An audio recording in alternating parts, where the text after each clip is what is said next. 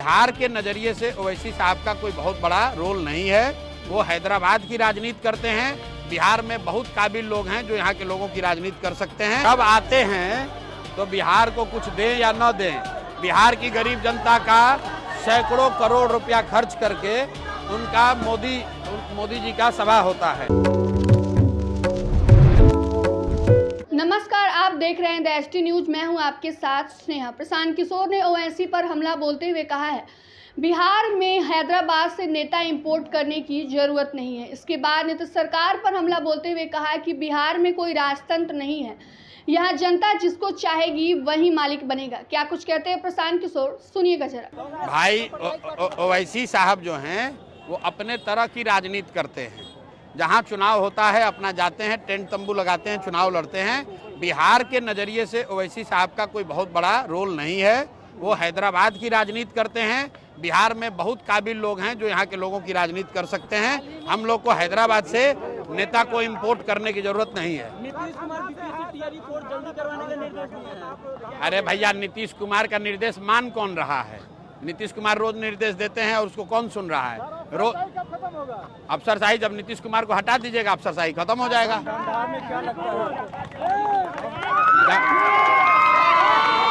धमदाहा में क्या होगा?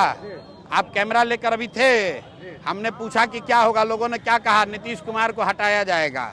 लोगों से हमने पूछा मोदी कहने वोट दोगे? लोगों ने कहा बिल्कुल नहीं देंगे। फिर हमने पूछा भाई लालटेन को वापस लाओगे? कहता ना ना भैया, लालू का लालटेन का जंगल राज नहीं चाहिए। तो आप अब तय कर लीजिए कि दमदाहा में क्या होगा। दमदाहा में भी बिहार की तरह जनता का राज होगा, जन सुराज होगा। क्या? किसका गढ़? कौन मैडम का? ये कौन राजतंत्र है? ये राजतंत्र है, किसी का गढ़ नहीं है। ये जनता का गढ़ है। जनता जिसको चाहेगी वो मालिक बनेगा, किसी का गढ़ और नहीं होता है।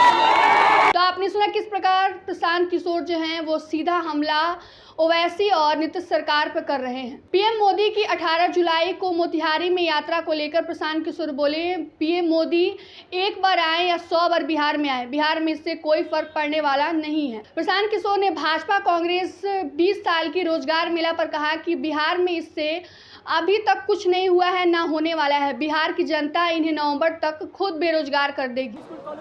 भाई प्रधानमंत्री मोदी आ रहे हैं, कोई पहली बार थोड़े ना आ रहे हैं, इससे पहले भी कई बार आए हैं।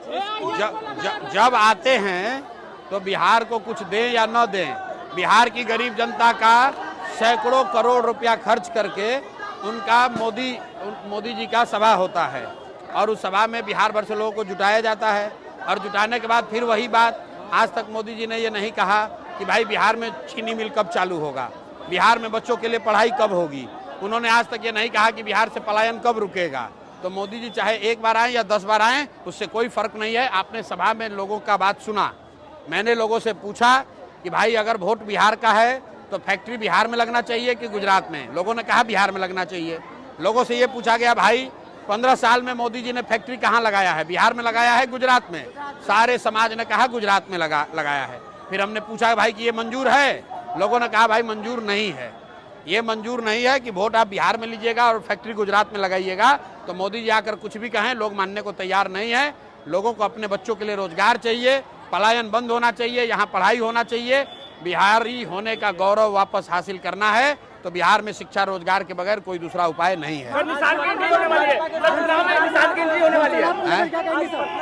के द्वारा रोजगार मेला का आयोजन किया गया था, 4000 लोगों को रोजगार दिया गया। मेरे भाई, कांग्रेस के द्वारा भी 19 तारीख को रोजगार मेला का मेरे भाई 15-20 वर्ष से भाजपा और नीतीश बाबू की सरकार है।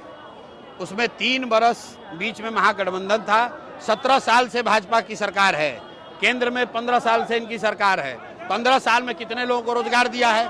अब चुनाव सामने है तो रोजगार मेला लगाने का कोई फायदा नहीं है।